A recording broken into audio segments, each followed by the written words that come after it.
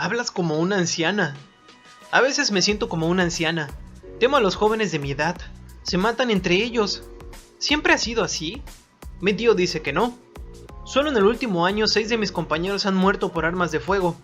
Otros 10 han muerto en accidentes de automóvil. Les temo y ellos no me quieren por este motivo. Mi tío dice que su abuelo aún recordaba un tiempo en el que los niños no se mataban entre sí. Pero de eso hace mucho, cuando todo era distinto. Mi tío dice que creían en la responsabilidad. Debe saber usted que yo soy responsable. Años atrás, cuando lo merecía, me azotaban. Y hago a mano todas las compras de la casa, y también la limpieza. Pero por encima de todo, prosiguió Clarice, me gusta observar a las personas. A veces me paso el día entero en el metro, y las contemplo y las escucho. Solo deseo saber qué son, qué desean y a dónde van. A veces, incluso voy a los parques de atracciones y monto en los coches cohetes cuando recorren los arrabales de la ciudad a medianoche y la policía no se mete con ellos si están asegurados. Con tal de que todos tengan un seguro de 10,000, todos contentos. A veces me deslizo a hurtadillas y escucho en el metro o en las cafeterías. ¿Y sabe qué? ¿Qué? La gente no habla de nada. Oh, de algo hablarán. No, de nada. Nombran una serie de automóviles, hablan de ropa o de piscinas y dicen que es estupendo. Pero todos comentan lo mismo y nadie tiene una idea original.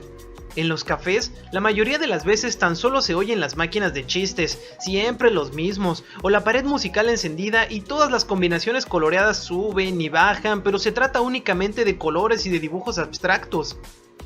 ¿Y en los museos?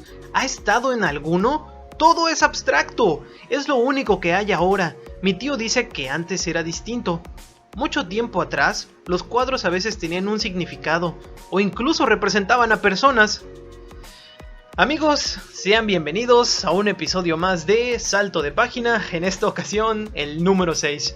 Estamos abriendo con una hermosa cita de Fahrenheit 451, un libro del escritor estadounidense, si no me equivoco, Ray Bradbury, una persona sumamente ilustre y que honestamente yo desconocía, salvo por sus obras más relacionadas a la ciencia ficción más directa o más cercana a la exploración espacial, como puede ser Crónicas Marcianas y algunos cuentos sueltos por ahí.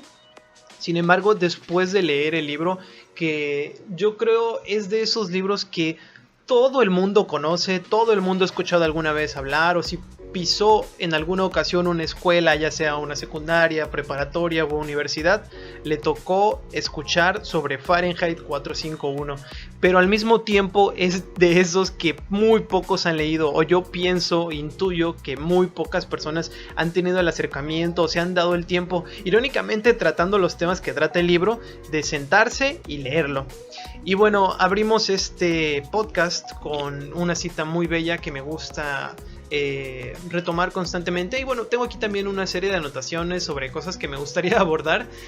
Y primero que nada, ¿cómo están? ¿Qué han estado leyendo? Los invito a que me lo dejen ahí en los comentarios. Y si no han estado leyendo ningún libro como tal, pues ¿qué otra cosa, no? Algún artículo interesante con el que se hayan topado, alguna nota curiosa, lo que sea valioso, compártanlo, porque es, yo creo, vital fungir como una fuerza, una resistencia a la gente que menosprecia el valor de la literatura o el valor de la ficción o el valor de la escritura misma. Hay gente que cree que las cosas serían mejor si fueran presentadas por completo a través de métodos audiovisuales, y no necesariamente, pues como muchas veces señala Ray Bradbury en su libro, lo importante es presentar la información de manera adecuada, indistintamente del método, que bien podría ser justo y tal vez contradiciéndome aparentemente, por medios audiovisuales. Pero aquí la cuestión es que el libro tiene ciertas virtudes, y una de ellas es que te permite detenerte a pensar sobre lo que tú estás leyendo, sobre las palabras que te están llegando. No es un tipo de información transmitida que tiene un límite de tiempo para transmitirse, no es de corrido y no se pierde la experiencia si te detienes unos cuantos segundos, relees lo que estabas intentando entender previamente hasta que finalmente lo entiendas y continúas con tu lectura. Entonces, parte de la magia de este libro es cómo reinterpreta el valor de la literatura, cómo incluso critica a esas personas que creen que todo debería ser la literatura, no todo deberían de ser los libros y lo que no está en los libros no sirve. No, hay una parte muy interesante y muy bonita en la que cierto personaje está hablando con Montag, que es el protagonista de la historia, un bombero que se dedica a quemar libros en una sociedad utópica en la que ya nadie lee.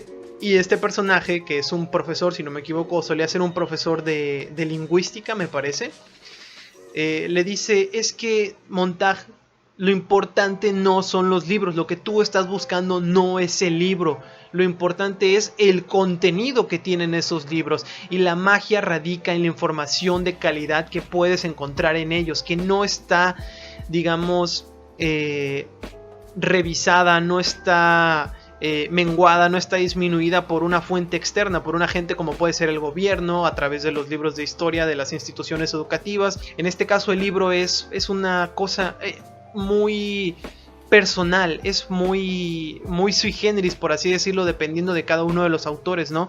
Abres tu mente, abres tu corazón y se lo tratas de compartir a otras personas, y yo creo que ese es parte del valor que tiene el libro en sí.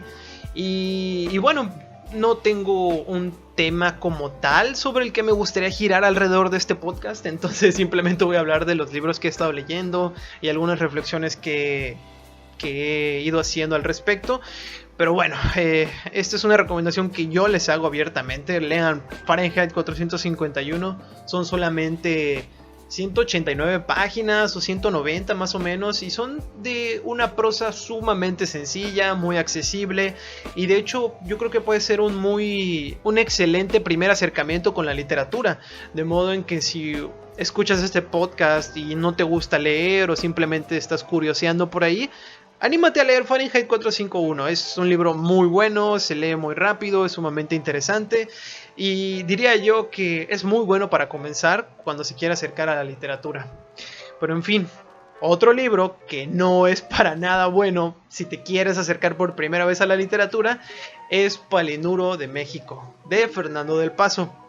Con Fernando del Paso yo tengo una relación curiosa, pues mi primer libro no es ni de lejos el más popular, de hecho yo diría que es de los menos populares o el menos popular, que es Linda 66, de hecho me parece que hablé de él en el podcast pasado, sobre cómo era un estudio psicológico del hombre y lo que puede provocar que alguien se tuerza de la mente y cometa un crimen o cometa un asesinato pasional o por diferentes motivos, ¿no?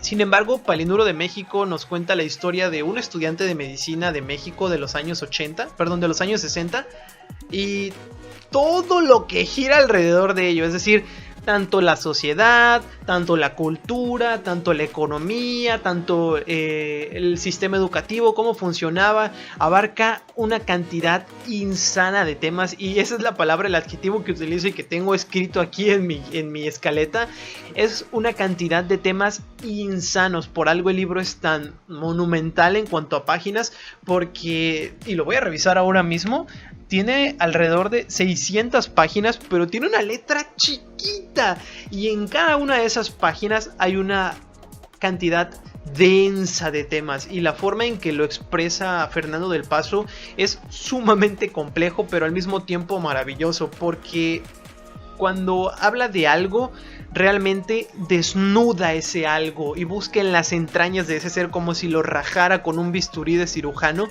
y tratara de mostrarte cada uno de los órganos, cada uno de los vasos, cada uno de las venas que están ahí adentro, ¿no? de ese objeto inanimado que puede ser un libro o una historia de ficción.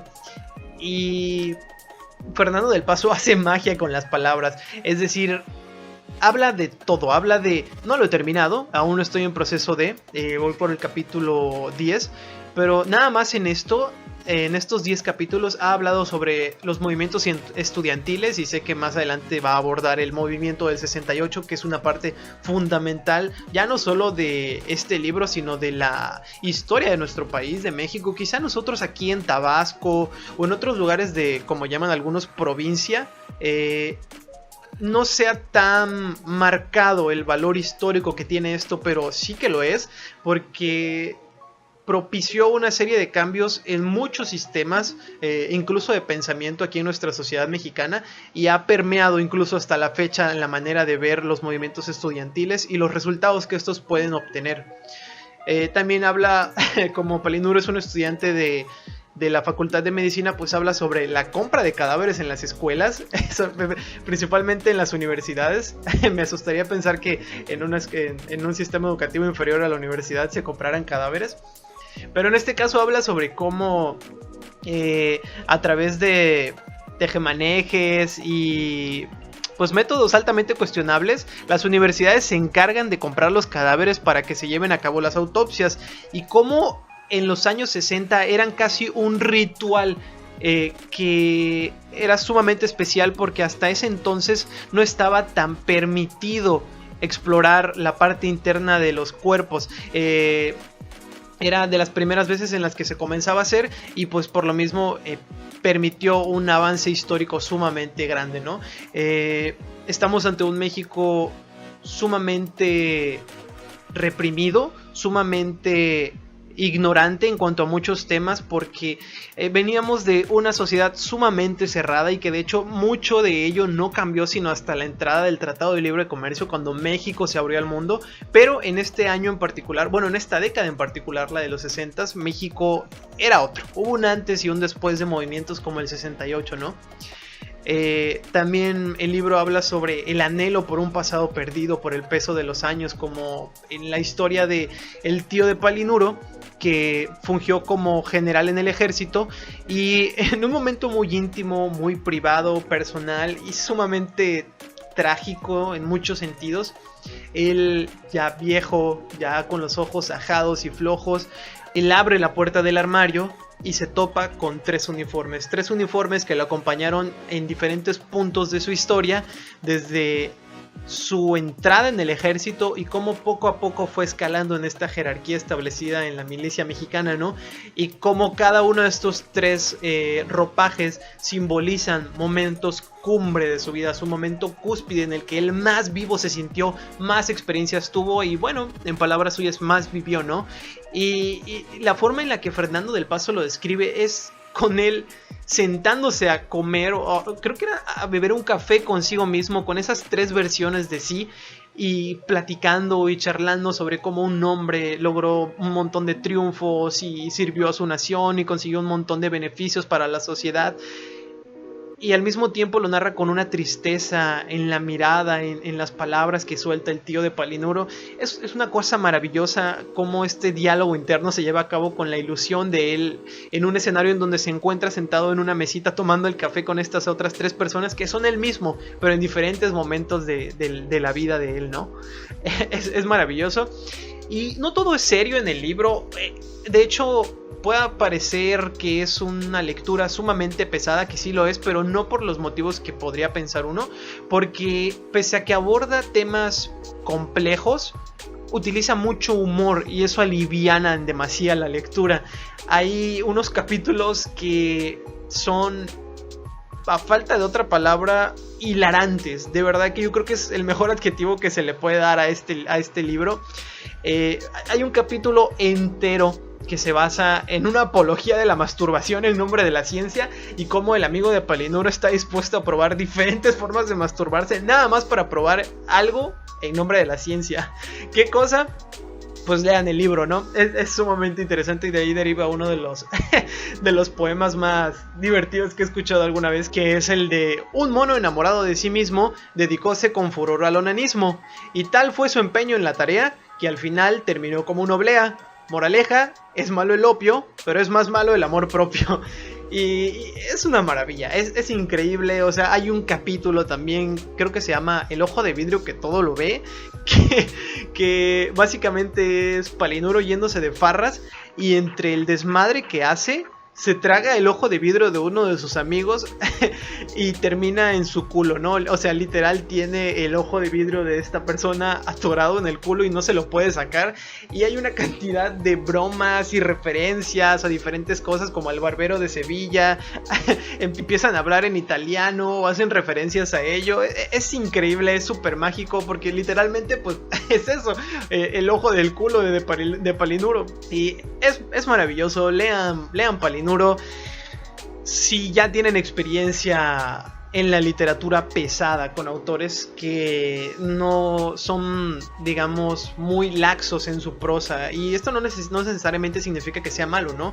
Hay prosas sumamente sencillas, como la de Isaac Asimov, por ejemplo, que permiten una apertura más amplia de estas ficciones para la gente que no está muy relacionada con, y es un puente para que eventualmente puedas hacer lecturas más complejas, como la de Arthur C. Clarke, por ejemplo, que es mucho más densa, es mucho más rica en las palabras que emplea, y al mismo tiempo igualmente satisfactoria, ¿no? Ya depende de las sensibilidades de cada quien. Por otro lado, leí un pequeño librito, bueno, pequeño en cuanto a la densidad de su contenido, vamos a decirle, y no me voy a detener mucho a hablar de él porque tampoco es que valga tanto la pena. Es un libro divertido, entretenido, y digo, siempre es interesante tener un acercamiento a la perspectiva cultural simbólica del Japón antiguo, y cómo hay varios temas que se repiten y son una constante en el imaginario colectivo del Japón, que ha estado repercutiendo hasta la fecha. Temas como el honor, como el valor de la familia, como el de las relaciones, o lo penado que puede ser socialmente, temas como el incesto o el valor que tienen las maldiciones, esa carga simbólica tremenda que conlleva el hecho de que una figura simbólica de alta alcurnia te maldiga a ti o te castigue de cierta forma a través de unas palabras que eventualmente van a repercutir en tu vida. Y todo tiene una doble lectura, ¿no? Entonces, el libro que les menciono aquí se llama Fantasmas y Samuráis, de Okamoto Kido, que es un compilatorio de diferentes cuentos que abordan pues distintas perspectivas del Japón previo al feudal. Previo al periodo Edo. Y justamente es eso, me estaba equivocando, pero habla acerca del Japón feudal, cómo uno rendía tributo a esta figura magnánima a la que tú debías servir, y estabas dispuesto incluso a entregar tu vida si se le faltaba el respeto, si no se cumplía con tu misión. En el caso de los samuráis, por ejemplo, ¿no? Cometiendo el seppuku, y no utilizo la palabra harakiri porque el harakiri es una palabra que los japoneses no utilizan o no suelen utilizar porque es considerada como una falta de respeto. Y bueno, entre otras cosas, el libro comienza con un anfitrión invitando a una serie de personas a su casa para pasar una noche contando historias de terror, y cada uno de ellos precisamente cuenta cada una de las historias que están en el libro. Y es interesante, es una lectura súper amena, muy ligera, y pues si quieren aprender un poquito más sobre el Japón o simplemente empaparse de la cultura con una vibra muy particular, pues Fantasmas y Samuráis de Okamoto Kido, yo creo que es para ustedes. Saltemos un poquito a otras cosas, ya yo creo a la mitad de este podcast. Aquí tenemos un giro de acontecimientos muy drástico, así que parkour, porque nos vamos al mundo de los cómics y el manga, ¿no? Recientemente empecé a leer Watchmen y ahora entiendo por qué es clasificada o es catalogada como la deconstrucción del superhéroe por excelencia, ¿no? O en su máximo esplendor.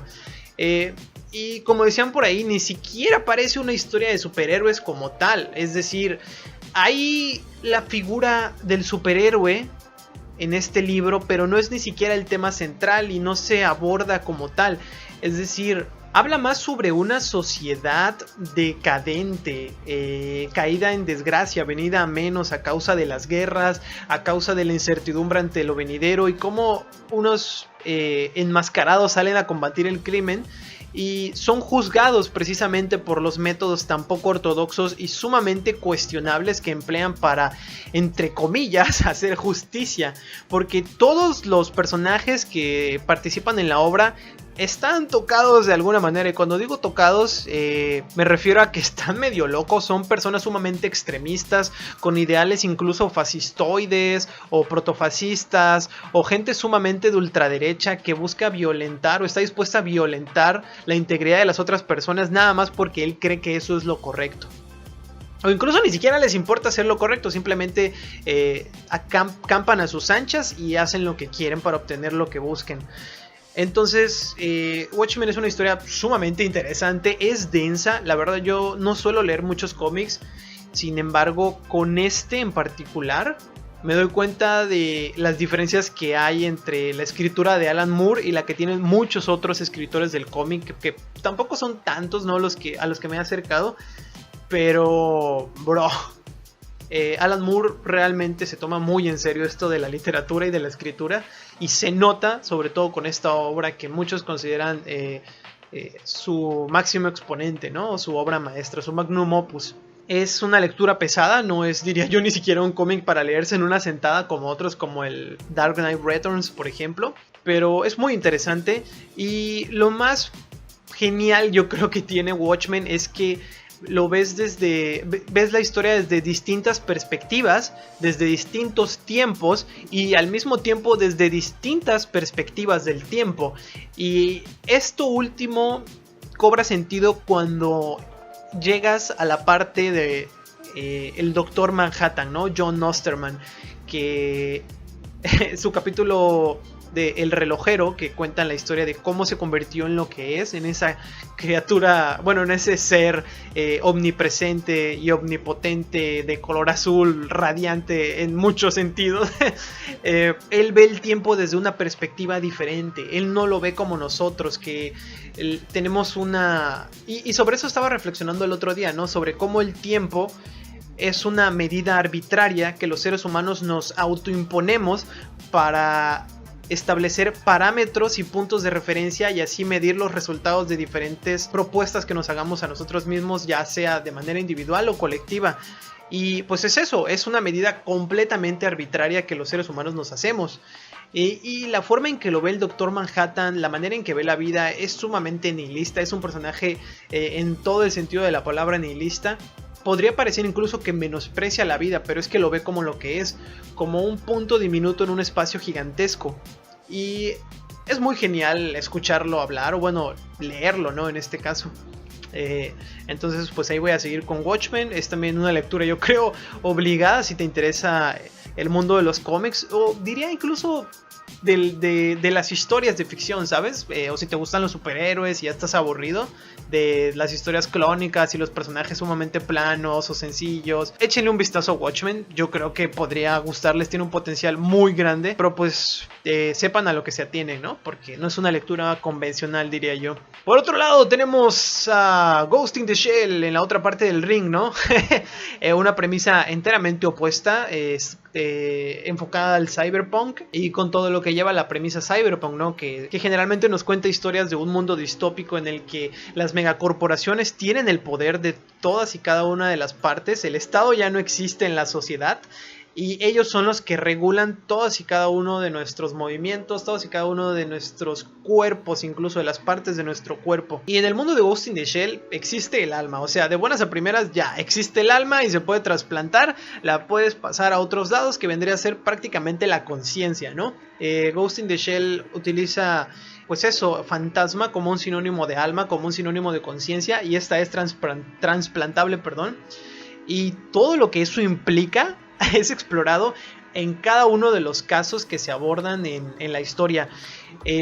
Para los que no lo sepan, Ghost in the Shell, el manga, tiene poco que ver con la película, y de hecho la película es nada más un par de capítulos que están al principio y al final, ¿no? Toda la historia del titiritero, el Puppet Master, está nada más al principio y al final de la película. El manga me gusta, es un gran manga, pero la película es superior en muchos sentidos, porque desde mi punto de vista, porque tira más hacia lo serio, tira más hacia lo reflexivo, y en el manga de Ghost in the Shell se da mucha cabida al humor. Pues el autor, que es Shiro Masamune, me parece, espero estar pronunciando bien su nombre, hace bromas o juega con las perspectivas y de repente te pone un primer plano de un trasero, ¿no? De una morra mostrándote las nalgas o algo así. No hay desnudos parciales, sino el manga yo creo que sería de más 18. Sin embargo, sí se nota cierta cierta idiosincrasia que tiene este personajito a la hora de, o ciertas preferencias a la hora de mostrarte a las mujeres, ¿no? Que también por ahí a algunos eso podría parecerle inapropiado.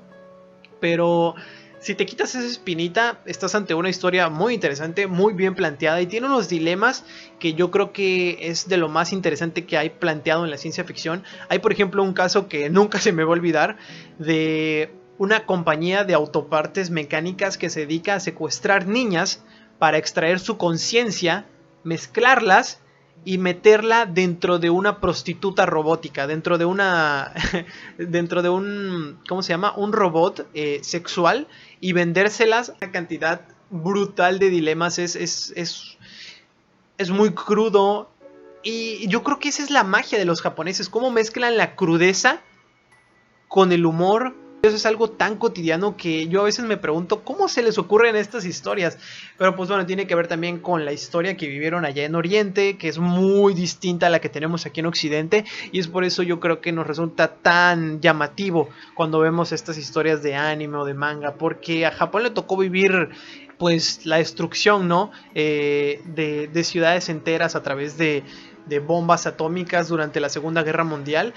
Y eso marca la perspectiva que tú tienes del mundo. Hay una ruptura de la inocencia dentro de la sociedad nipona en aquel entonces, y el miedo a la tecnología impulsó muchas de las historias que hoy en día nosotros vemos o leemos o escuchamos del Japón, ¿no? De los japoneses. Mucho de ello parte de ahí, parte de ese miedo a la figura de la energía nuclear o de la radiación. O sea, y el ejemplo más claro es personajes como Godzilla, ¿no? Cómo nacen de ahí, precisamente del miedo hacia la radiación y todo lo que puede implicar la contaminación a través de la energía nuclear. Y pues nada, Ghost in the Shell es también, yo creo, uno de los máximos exponentes que tiene la ciencia ficción y específicamente del cyberpunk. Entonces ahí lo tienen. Yo personalmente tengo un crush con la teniente Kusanagi. Me fascina ese personaje porque, aparte de ser muy interesante, tiene mucho carisma. Tiene muchísimo más carisma que en la película. En la película se siente muy distante, se siente alienígena en muchos sentidos. Y está bien, porque el sentido de la obra, el mensaje que intenta comunicarte es completamente distinto al del manga. Pero en el manga se permite, se deja y se juega con el humor, se juega con las bromas, se juega con estos chascarrillos o estas frases como de personaje noventero, así a la hora de finalizar a tu rival o el villano en turno, le sueltas una frase cagada y ¡pah!, lo arrestas o le disparas o terminas con él. La teniente Kusanagi, aparte, tiene un diseño, creo que es noventero el manga, tiene un diseño que es, desde mi punto de vista, muy atractivo, es muy bonito, es muy lindo, y las poses, la voz que yo le di incluso a la propia Kusanagi en mi mente me hicieron enamorarme de un personaje de ficción.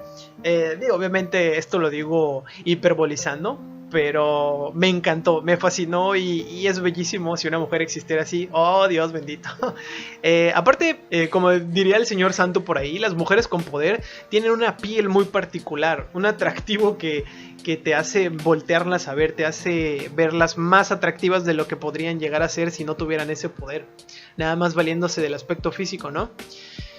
Y bueno, tenía anotado por aquí el libro de Artemisa, que es el segundo libro que leí de Andy Weir, que yo pronunciaba como Wire, pero ya escuchando entrevistas me di cuenta de que se pronuncia Weir, que es el autor de, ¿cómo se llama? El Marciano, que es un libro que a mí me fascinó. No sé si ya hablé de él, creo que sí, creo que hablé de él en alguno de los podcasts. Sin embargo, este es mi segundo libro. El tipo nada más tiene 3 libros, que ha hecho su historia. Ah, no, esto lo hablé en otro programa. Su historia es muy interesante porque Andy Weir comenzó publicando a través de Amazon, de forma independiente. Entonces el sujeto lo que hacía era escribir en sus ratos libres, en los que no estaba trabajando como ingeniero o programador de software, e iba publicando poco a poco los capítulos. y a la gente le gustaba, y de pronto un editor le prestó atención, lo volteó a ver y le dijo: hey, ¿qué onda? Esto tiene potencial. ¿Qué te parece si yo te lo edito y lo lanzamos como un libro completo? Y que se va lanzando el libro completo del Marciano y es un rotundo éxito. Tan grande fue el éxito del Marciano que lo primero que hizo Andy Weir fue retirarse de su trabajo como programador y se dedicó de tiempo completo a la escritura, viviendo de las regalías de las ventas del libro, que se volvió un hit mundial, al grado de que pues hubo una película dirigida por el mismísimo Ridley Scott, que Ridley Scott, perdón, es un hit or miss, ¿no? O bueno, eso pienso yo, de que hay algunas películas que son sumamente buenas y otras que son diametralmente opuestas y son terribles y son malísimas, ¿no? Pero en este caso yo creo que le pegó al blanco, le pegó al gordo, dirían.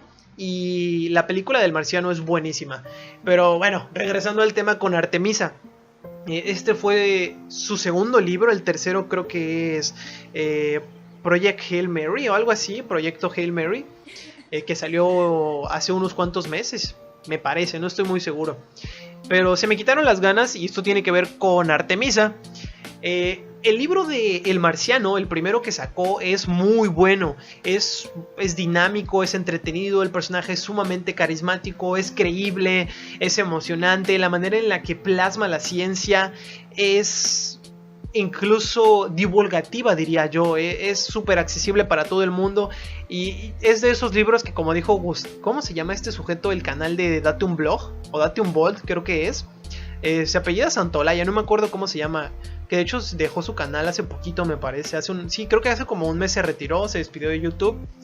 Él decía que es de esos libros que forjan carreras y hacen que cuando uno lo lee y si le toca en el momento adecuado puede hacer que te decantes por irte a estudiar carreras relacionadas con las ciencias duras, como pueden ser la física, la química, las matemáticas, la ingeniería en diferentes campos, no en diferentes rubros. Y es verdad, porque todo está plasmado de una manera tan bella, tan bonita, que uno dice, güey, a mí me gustaría hacer algo parecido, poder entender todo esto, porque es sumamente interesante.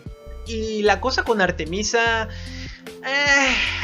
cojea por todas sus partes. Yo creo que se sostiene por muy pocas. Es como una pata coja, perdón, como una silla coja, que es incómoda, ¿sabes? Cuando te sientas en ella. Es algo así leer el libro. Primero que nada, es un planteamiento nuevamente realista y relativamente acertado sobre cómo sería más o menos una sociedad en la Luna.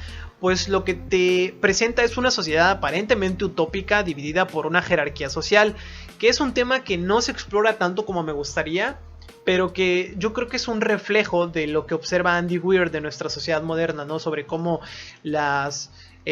los dueños de las megacorporaciones actuales que producen todos y cada uno de los artículos de los que nosotros dependemos para poder funcionar activamente en esta sociedad altamente mecanizada, estas personas se encuentran jugando en otras ligas. Ellos mueven todos los hilos, ellos mueven todas las partes internas, todas las dinámicas de poder que se esconden detrás de una sociedad que, pues bueno, vive en espacios reducidos, en casas pequeñas como estos.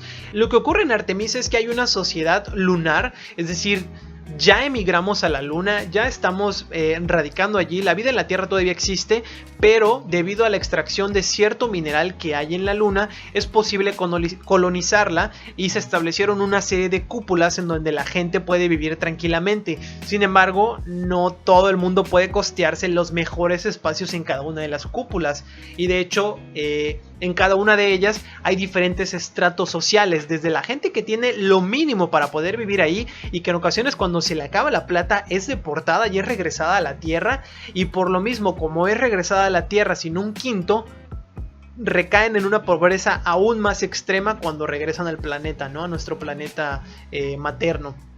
Y pues por el contrario, están los ricos, están los poderosos que tienen acceso a las habitaciones más grandes en comparación con estos cuartos chiquititos que tienen los más pobres, como la protagonista, que vive en estas habitaciones como los café hotel que tienen en Japón, que son diminutos, que son literalmente como metro y medio por un metro o algo por el estilo. O sea, literal una cosa horrible, parece un ataúd, como ella misma los llama bromeando. Pero bueno, La protagonista, que de hecho esa es una de las partes que más me gustó, que más se me hizo interesante, es una porteadora o una repartidora, para no vernos tan, tan castellanos, ¿no? Ella se dedica a entregar paquetes de contrabando, porque como están en una base lunar y todo tiene que ser a prueba de fuego, cosa que también se explora en el libro del marciano, porque es importante que esto sea así. No se permiten cosas como los cigarros, no se permiten cosas como las drogas por obvias razones, o sustancias que puedan inhibir los sentidos de las personas y que puedan cometer errores que propicien un accidente mortal en un lugar donde pues no hay oxígeno fuera de las cúpulas, ¿no? Entonces el tema con la protagonista es que, aparte de dedicarse al contrabando, quiere convertirse en una guía de turistas, porque esto le permitiría, aparte de poder ganar más dinero, llevar una vida más tranquila. Se cuenta en el libro que la gente que accede a esta clase de trabajos dispone de una mejor situación económica, una mejor posición social, es mejor visto, y por lo mismo pues ella aspira, ¿no?, a convertirse, pero pasa algo y no puede, ¿no? Y termina inmiscuyéndose en una cantidad de cosas ahí medio raras. Es muy padre cómo ves cuando ella empieza a entregar productos de manera clandestina por debajo del agua, tratando de evadir a las autoridades de cada una de las cúpulas, pero no se aborda tanto como me gustaría. Y yo creo que se va al traste y cae por su propio peso debido a ese rigor científico que trata de abordar. Y yo creo que más adelante voy a acercarme a ello, o voy a tratar de expandir mis pensamientos al respecto. Pero bueno, siguiendo con este tema de la rigurosidad científica, yo creo que es algo muy padre, es una de las cosas más geniales que tiene Andy Weir, pero que en esta ocasión le jugó en su contra. ¿Y a qué me refiero con que juega en su contra? Lo digo porque hay un momento en el que uno dice basta, cuando se trata de explicar conceptos científicos en la literatura. Es decir, tú lo puedes hacer de la manera más divulgativa que quieras y simplificas obviamente muchos conceptos complejos para tratar de hacerlos accesibles a la gente que lo está leyendo y que lo puede entender. Sin embargo, cuando te explayas demasiado, interrumpes el flujo de los acontecimientos, y yo creo que eso es lo que le pasa demasiado a ¿cómo se llama? A Artemisa, ¿no? La protagonista es una experta en la plomería, por así decirlo, en la fundición, en diferentes oficios, como la soldadura, como la ingeniería, como la química. Es una persona sumamente inteligente, pero al mismo tiempo esto hace que cuando hable sea sumamente expositiva. Todo el tiempo está explicando cosas, todo el tiempo está diciendo. Es más o menos como el anime, pero el mal anime. Este anime donde de pronto están en... es como Naruto, ¿no? Que de pronto están en una pelea y se detienen y empiezas a escuchar los pensamientos internos de todos y cada uno de los personajes que están ahí, incluso ni siquiera los que están en ese momento, ¿no? Y se corta el flujo de la acción, empiezas a escuchar lo que dice uno, luego lo que dice otro, y de lo que es una pelea de 2 minutos es extendida a casi 10 o a casi 12, nada más porque ellos están explicando las técnicas que pensaron, los movimientos que van a realizar segundos antes de hacerlos, en lugar de mostrártelos, ¿no? Es algo así parecido. Hay un punto en la historia en el que hacen un golpe o un haste, como lo llaman en inglés, que es un robo. Sí, es como un robo o un sabotaje que van a realizar en una maquinaria en cierto espacio de las cúpulas, y la protagonista utiliza un aparato para soldar y quitar ciertas partes de unas que eran como unas máquinas excavadoras, y ella lo que quiere es sabotearlas. Todo ese proceso está descrito en páginas y páginas y páginas de pura palabrería sosa y francamente aburrida sobre cómo utiliza este material para derretir esto, sobre cómo este componente es susceptible a esto otro, sobre cómo se degrada, sobre cómo lo puede sustituir, sobre cómo estableció una manta para poder bla bla bla bla bla bla bla, y es muy pesado, se hace molesto, y todo esto se hace mortal y se acentúa aún peor cuando hablamos ya más sobre la protagonista, que es Yas Bashara.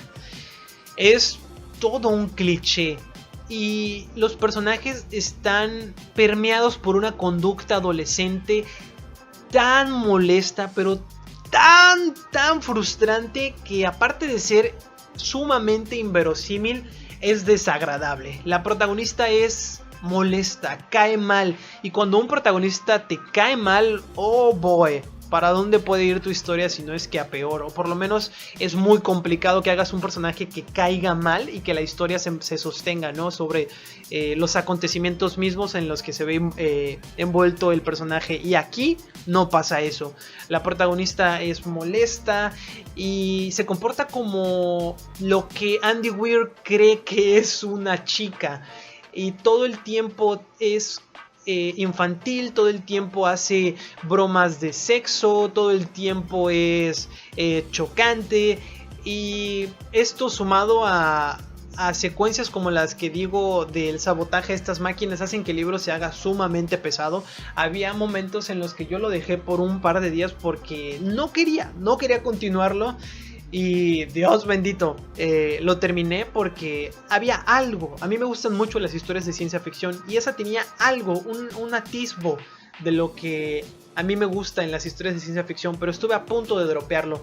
Es verdad que en algún punto recupera el ritmo y se vuelve sumamente dinámico, pero híjole, para ese punto estoy seguro de que muchos ya lo habrán votado. Pero bueno, regresando a la protagonista, yo lo describo como que Andy Weir trata de hacerla sonar cool todo el tiempo. Y es como si el personaje tuviera diálogos de Tarantino pero hechos mal. Porque no lo entiende. De verdad que Andy Weir no lo entiende, que hace un personaje carismático. Y esta vez no le salió. Lo logró en El Marciano, pero en este, híjole, no, qué horror. Yo diría que a este libro se aventuren a leerlo si realmente les gusta mucho la ciencia ficción y la rigurosidad científica y técnica. Si esto a ustedes les prende y les mueve el tapete, alóquense porque esto les va a gustar. Pero superar la barrera de la protagonista es bastante complicado. No es imposible, pero sí puede costar. En fin, amigos, yo creo que este podcast ha durado muchísimo. Voy a checar cómo vamos de tiempo. Llevamos 46 minutos. Fíjense ustedes, pensé que llevaba más. Como sea, yo creo que hasta aquí voy a dejar este capítulo. Me parece que es un buen tiempo. Hablamos de bastantes libros y creo que se han sacado bastantes temas curiosos, interesantes, atractivos.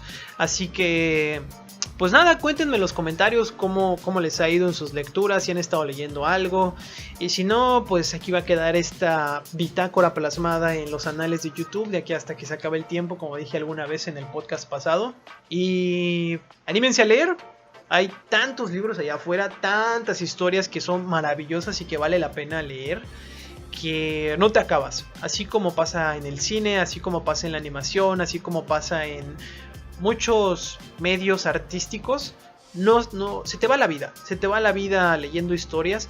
Y algunos te pueden dejar un sabor agridulce, otras pueden ser muy malas y no gustarte, pero la experiencia de ello, ese inter y lo poco que te puedas llevar o lo que puedas reflexionar, lo que puedas analizar y tratar de entender por qué es que algo no te gustó o por qué algo te gustó, yo creo que es mágico. O sea, por ejemplo, ahora mismo se me viene a la cabeza un tema que hacen en Fahrenheit 451, y es que en este mundo la gente no lee, la gente no solo no lee, sino que los libros son quemados, la cultura es considerada perjudicial para la sociedad y hay una resistencia, hay una fuerza que es un grupo diminuto de gente que escapa de la ciudad, se va de ella, pero no solamente evade la responsabilidad, no solamente evade, más bien no evade la responsabilidad de buscar una forma de regresar la cultura a la sociedad.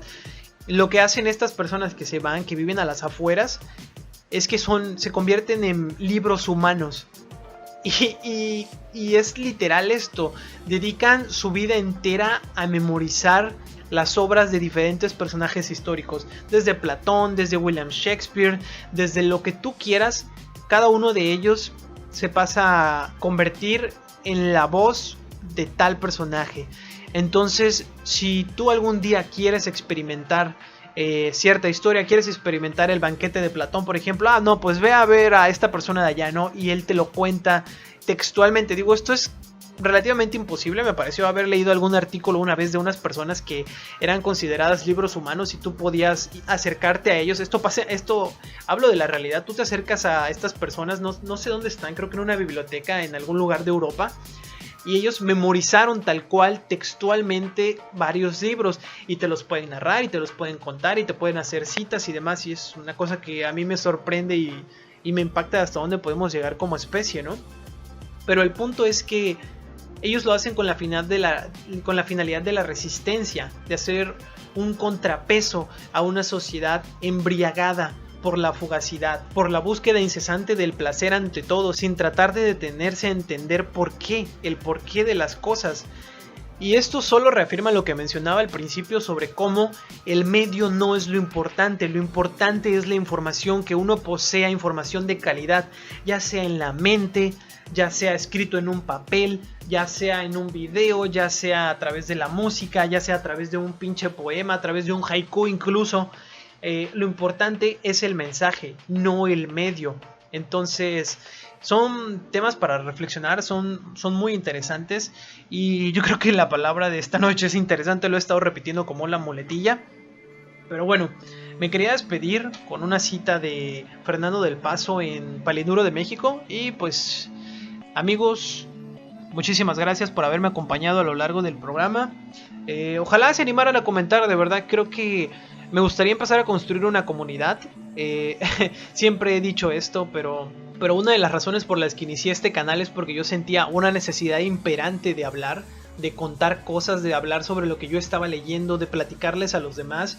Y se me ha hecho muy complicado hasta la fecha hallar a alguien que no se aburra, o que le interese, o que me preste atención genuinamente porque quiere saber de lo que estoy emocionado, ¿no? Y yo creo que es también en parte eso este canal, un vertedero, ¿no? No me gusta la palabra vertedero, no quiero menospreciar lo que hago, pero sí es como una bitácora, un espacio en donde yo los invito a ustedes a platicar conmigo, yo los invito a comentarme, yo los invito a escuchar y a compartir ideas como si fuéramos un grupo, ¿no? Un grupo de lectura. Pero bueno, muchas gracias por haberme acompañado en el episodio número 6, me parece, de Salto de Página. Y nos estaríamos viendo pronto en algún video o en otro podcast o por ahí, no lo sé.